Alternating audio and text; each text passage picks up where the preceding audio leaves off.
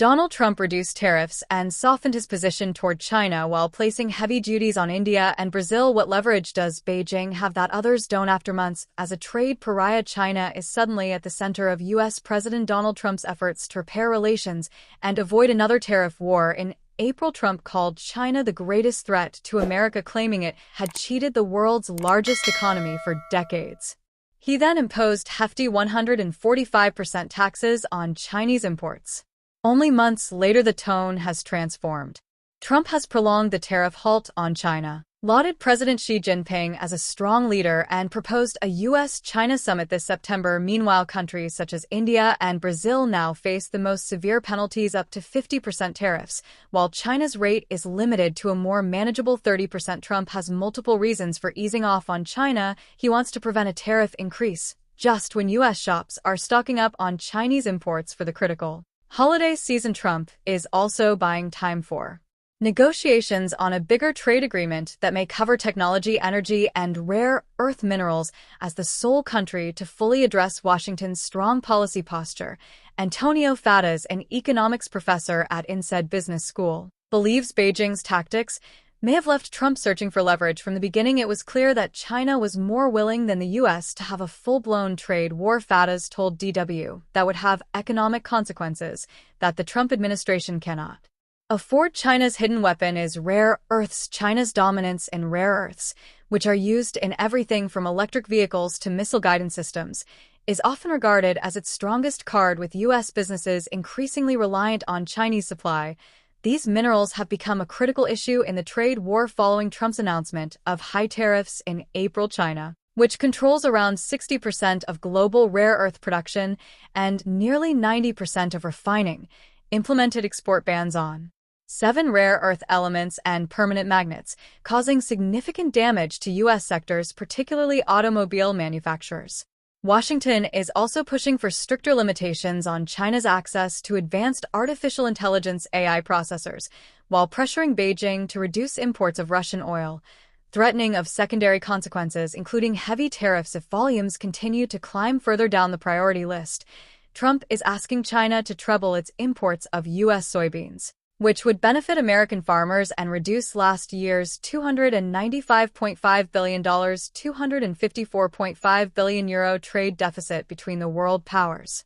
China is by far the world's largest soybean importer, supplying more than 60% of worldwide demand, primarily for livestock feed and cooking oil. China, on the other hand, is seeking a long-term reduction in U.S. tariffs, particularly in technology and manufacturing. Beijing also wants protections for Chinese enterprises from U.S. penalties, as well as assurances on access to cutting-edge U.S. chips. At the same time, the Chinese government is aggressively prohibiting the adoption of NVIDIA's H20 processor, which is the most sophisticated U.S. semiconductor currently permitted for sale to China.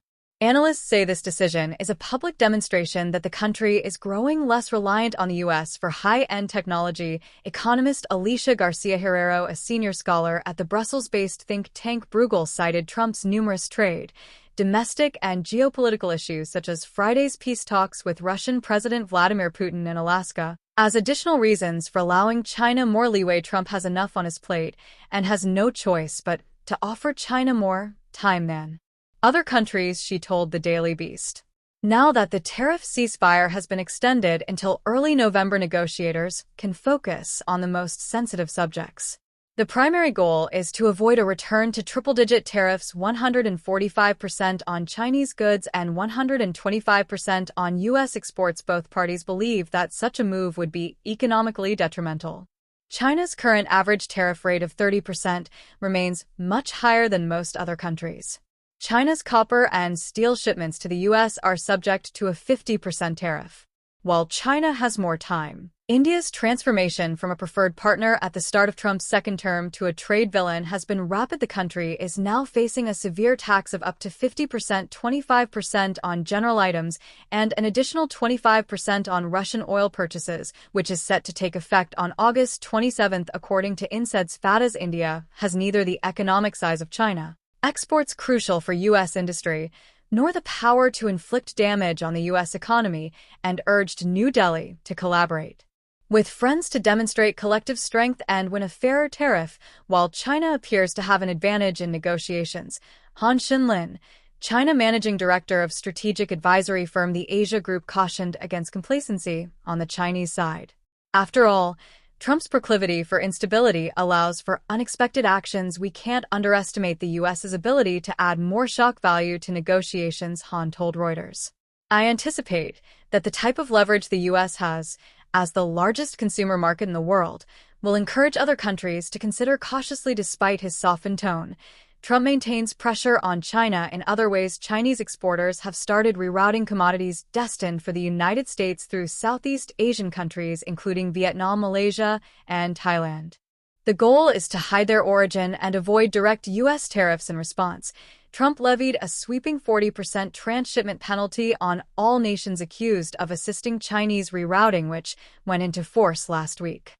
With U.S. China negotiations anticipated to last until the deadline, Garcia Herrero, who is also the chief economist for Asia-Pacific at French investment bank Natixis, predicts a partial trade thaw that benefits U.S. corporations while harming crucial partners.